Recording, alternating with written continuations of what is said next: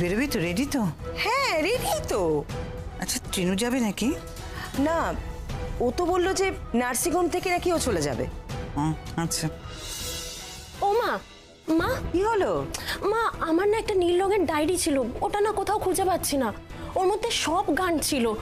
কেমন আছেন বন্ধুরা? বলে বাবা পার গায়া নাটকের আজকের পর্ব নিয়ে চারদিকে যে তোলপাড় শুরু হয়েছে তা তো আপনারা দেখেছেনই, কিন্তু আসল ধামাকা তো এখনো বাকি। পরবর্তী পর্বে এমন কিছু হতে যাচ্ছে যা জানলে আপনার গায়ের লোম দাঁড়িয়ে যাবে। আমরা কি এখনই সেই রহস্য ফাঁস করে দিব?